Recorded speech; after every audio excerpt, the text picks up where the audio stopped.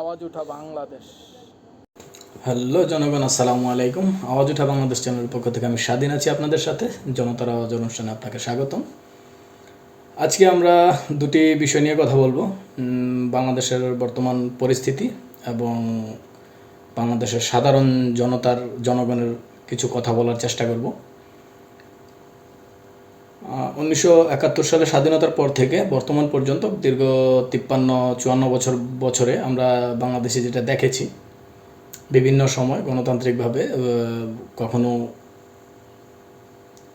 জোর করে কখনো গণতান্ত্রিকভাবে যেই সরকারি ক্ষমতায় এসেছে তারা প্রত্যেকেই নিজ নিজ জায়গা থেকে তাদের নিজেদের চাহিদা মেটানোর চেষ্টা করেছে, জনগণকে পিছনে ফেলে।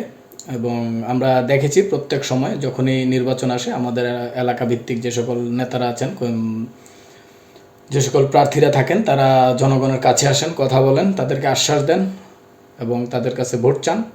এবং ভোটে জয়ী হওয়ার পরে তিনি খুব তাড়াতাড়ি সে সকল জনগণকে ভুলে যান তার দায়িত্ব, ভুলে যান তার কর্তব্য। আমরা যদি দেখি এখন 2024-এর গণ অভ্যুত্থানের পরে আমাদের কাছে একটা সুযোগ এসেছে দেশটাকে সুন্দরভাবে সাজাবার। এবং আমরা যদি ভুল না বলে থাকি, আমরা বর্তমানে যেই প্রধান উপদেষ্টা হিসেবে যাকে পেয়েছি তিনি বিশ্ববরেণ্য একজন ব্যক্তিত্ব, ডক্টর মোহাম্মদ ইউনূস। তিনি চেষ্টা করছেন তার সাম্প্রতিক কার্যকলাপে আমরা যতটুকু বুঝতে পারছি তিনি চেষ্টা করছেন দেশটাকে সুন্দরভাবে সাজানোর। আমরা যদি দেখি বাংলাদেশের সমস্যাগুলো দেখি, বাংলাদেশের সমস্যার অভাব নেই, তবে একটা বড় সমস্যা নিয়ে যদি আমরা কথা বলি সেটা হলো বেকারত্ব। এবং বাংলাদেশে যে আয় রোজগার করার যেই স্কেল, স্যালারি স্কেল, যেটা বেতনের যেই পরিমাণটা সেটা পর্যাপ্ত নয় একটা সাধারণ পরিবারের জন্য, তার জীবন ধারণের জন্য। আমরা যদি একটু খেয়াল করি বাংলাদেশে বর্তমান সময়ে অলমোস্ট দুইটা জেনারেশন যে তারা দুটি দিকে ঝুঁকছে। তাদের মোর দেন 70-80% আমরা দেখি যে একটা পক্ষ প্রবাসে যাওয়ার স্বপ্ন লালন করছে প্রতি মুহূর্তে। দেশে থেকে সে কিছু করতে পারবে না, এটা তার বিশ্বাস, দেশে তার কিছু হবে না, এটাই তার মধ্যে বিশ্বাস। আরেকটা জেনারেশন আরেকটা অংশ যদি দেখি, সেই অংশটা চেষ্টা করছে সামাজিক যোগাযোগ মাধ্যম, অনলাইনে যে সকল প্ল্যাটফর্ম আছে সে সকল প্ল্যাটফর্মে ভাইরাল হওয়ার মরিয়া একটা প্রতিযোগিতা নেমে পড়েছে। আমরা যদি লক্ষ্য করি কখন কে কী করছে, কখন আসলে এটা সামাজিকভাবে গ্রহণযোগ্য কিনা, এটা নেতিবাচক হয়ে যায় কিনা, বা এটা অসম্মানজনক হয়ে যায় কিনা, সেই চিন্তা বাদ দিয়ে সে প্রতিনিয়ত তার মধ্যে একটাই চিন্তা, সে ভাইরাল হবে এবং ভাইরাল হওয়ার পরে সে ভালো একটা পপুলারিটি পাবে, একটা আর্নিং আসবে তার, সেই চিন্তায় মত্ত। আর আরেকটা যে প্রথম অংশটাকে যদি আমরা দেখি, প্রবাস, আমরা দেখি একটা ছেলে আমরা অনেক ক্ষেত্রেই দেখি সে ধার দেনা করে, ঋণ করে প্রবাসে আসছে। প্রবাসে আসার পরে হয়তো কেউ ভালো কিছু করছে, কেউ চাকরি করছে, মোটামুটি পরিবার নিয়ে চলতে পারছে। কিছু অংশ আমরা যদি দেখি প্রবাসে আসার পরেও বিভিন্ন প্রকার দালালের খপ্পরে পড়ে সে সেই বেড়াজালে আটকে পড়ছে। আমি যদি ভুল না বলে থাকি, আমি নিজেও একজন প্রবাসী। আমরা প্রবাসীদের দিকে যদি তাকাই, প্রবাসীদের মধ্যে মোর দেন 30-40% তারা একটা লক্ষ্য নিয়ে আসে প্রবাসে। আমি নিজেও যেটা করেছিলাম, লক্ষ্য নিয়ে আসে, আমি প্রবাসে যাব, 4-5 লক্ষ টাকা খরচ করে প্রবাসে যাব, মাসে 30-40 হাজার টাকা রোজগার করব। পরবর্তীতে আমি 4-5 বছর প্রবাসে থেকে মোটামুটি একটা আর্নিং করে আমি দেশে চলে আসবো, দেশে কিছু একটা করব। ওই স্বপ্নটা নিয়ে তারা বিমানে ওঠে, এয়ারপোর্ট পাড়ি দিয়ে বিমানে ওঠে, তারা প্রবাসে গমন করে আসে। প্রবাসে আসার পরে তার যেই সময়সীমাটা 4 বছর, 5 বছর, 6 বছর করার পরে আমি চলে যাব, সে এই যেই বেড়াজালে আটকে যায়, প্রবাসের যেই বেড়াজাল, যেই সীমাবদ্ধতা, সেই সীমাবদ্ধতায় সে আটকে যায়। সে তার স্বপ্নই থেকে যায়। সে রোজগার করে কেউ 10 বছর, কেউ 12 বছর, কেউ 15 বছর, কেউ সারা জীবনটাই কাটিয়ে দেয় প্রবাসে।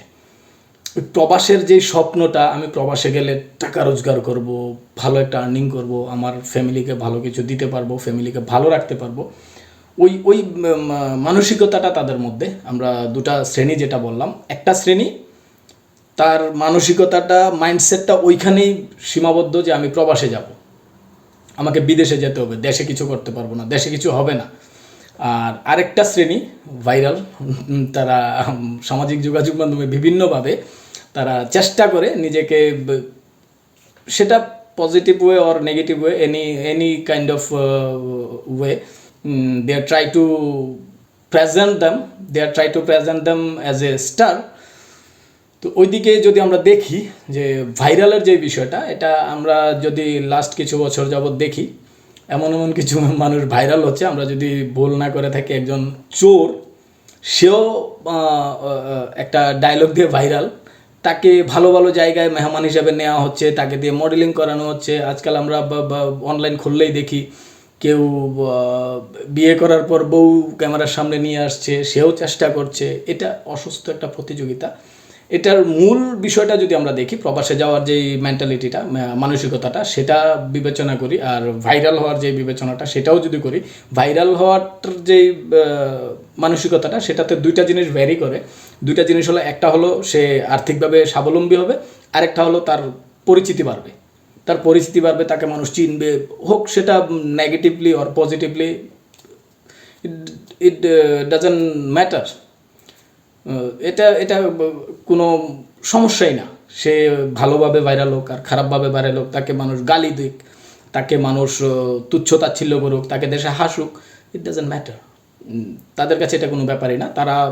তাদের পপুলারিটি লাগবে, সেটাই তাদের লক্ষ্য। সেটার জন্য তারা যে কোনো কিছু করতে প্রস্তুত। তাদের ওইখানে দুইটা প্রফিট আছে, সেটা হলো, একটা হলো আর্থিক, আর একটা হলো পরিচিতি, যেটা সামাজিক। আমরা যদি বলি, তাকে সবাই চিনে, সে যেদিকেই যায়, অমুক ভাই আসছে, তার সাথে সেলফি নেওয়ার জন্য।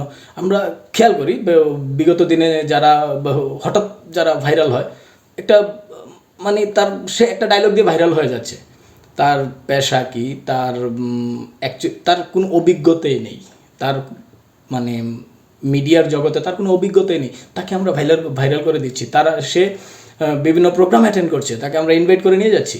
তো আমার বলার কারণটা হচ্ছে আমাদের এই মেন্টালিটিগুলো কেন আসলো, কেন আসছে এই মেন্টালিটিটা, এই মানসিকতাটা কেন আমরা লালন করছি? আমরা এই মানসিকতাটা লালন করার একমাত্র কারণ আমাদের যে আর্থিক সক্ষমতা, আমাদের দেশের যেই উপার্জনের যেই সক্ষমতা, সেই সক্ষমতাটা আমাদের পর্যাপ্ত নয়, আমাদের জন্য পর্যাপ্ত নয়।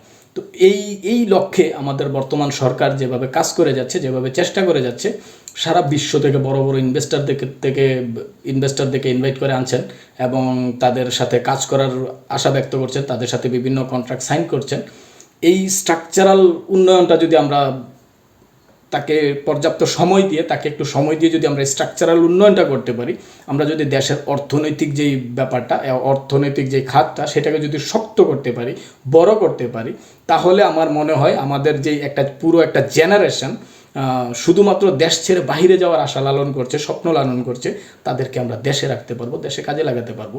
আমরা যদি আরও একটা জিনিস খেয়াল করি, বাংলাদেশের বড় বড় ভার্সিটি থেকে যারা পড়াশোনা করে, ল লেভেলে তো আছেই, আমাদের মতো যারা অ্যাজ এ লেবার প্রবাসে এসে কাজ শিখে, কেউ এটা শিখে ওটা শিখে কাজ করে। কিন্তু আমাদের উপরে যেটা আমরা যদি দেখি, বাংলাদেশের যে ভার্সিটিগুলোতে যারা লেখাপড়া করে, তারা লেখাপড়া শেষ করে দেশে থাকছে না।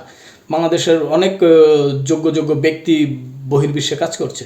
কেন করছে? তারা বাংলাদেশে তাদের যে আয়টা, সেটা পর্যাপ্ত নয়। আমরা যদি তাদেরকে পর্যাপ্ত আয় দিয়ে, তাদেরকে পর্যাপ্ত সুযোগ সুবিধা দিয়ে যদি আমরা দেশে রাখতে পারি, তাদেরকে যদি আমরা দেশে রাখতে পারি, তাহলে আমাদের দেশ উন্নয়ন হবে, আমার দেশ এগিয়ে যাবে। তো এই কারণে আমার যতটুকু মনে হয়, আজকে কথা বলার উদ্দেশ্য এটাই ছিল যে আমরা বর্তমান সরকারকে আমরা যেভাবে চারদিক থেকে প্রেশারাইজ করছি যে আপনারা নির্বাচন দিয়ে সরে যান, আপনারা ক্ষমতা হস্তান্তর করুন, ওই বিষয়টা থেকে আমরা যদি সরে আসতে পারি, আমাদের সাধারণ জনগণ যদি তাদের আওয়াজ উঠায়, তারা জনগণ যদি বলে যে না, আমরা এই সরকারকে আরও সময় দেব, এই সরকার যেভাবে চেষ্টা করছে, যেভাবে এগিয়ে যাচ্ছে, আগামী 2 বছর 3 বছর 5 বছর তাকে যদি আমরা সময় দেই, তাহলে আমরা দেখব আমার বাংলাদেশ আসলেই আমরা যেটা বলি সোনার বাংলা, সেই সোনার বাংলা হিসাবে পৃথিবীর বুকে আবির্ভাব হবে বলে আমার বিশ্বাস। আপনারা আপনাদের মন্তব্য নিচে করে যাবেন এবং আপনাদের সবার সারা বাংলাদেশের জনগণের কাছে আমাদের পক্ষ থেকে অনুরোধ থাকবে, আপনারা আওয়াজ তুলুন, আপনাদের কণ্ঠে আওয়াজ তুলুন। আমরা 24-এ যেভাবে আওয়াজ উঠিয়েছিলাম, যেভাবে একটা স্বৈরাচারকে পতন করেছিলাম, তাকে বিতাড়িত করেছিলাম, ঠিক সেইভাবে আমরা বর্তমানে যে সরকার আমাদের কাজ করছে, যে সরকার তার সর্বোচ্চটা দিয়ে দেশকে এগিয়ে নেওয়ার চেষ্টা করছে, তাকে একটা পর্যাপ্ত সময় দেওয়ার জন্য, তার জন্য আমরা লড়ব, তার জন্য আমরা এগিয়ে আসব, তাকে আমরা সহযোগিতা করার চেষ্টা করব। পরিশেষে এটাই বলবো, যদি আমার এই আলোচনা ভালো লেগে থাকে তাহলে একটা লাইক দিয়ে যাবেন, একটা মন্তব্য করে যাবেন, আলোচনা কেমন হলো, কোথাও ভুলভ্রান্তি বেয়াদবি হয়ে থাকলে সেটা ধরিয়ে দেবেন, ভুল সংশোধন করার সুযোগ দেবেন। আপনাদের উৎসাহই আমার এগিয়ে যাওয়ার প্রেরণা। ধন্যবাদ সবাইকে। আসসালামু আলাইকুম।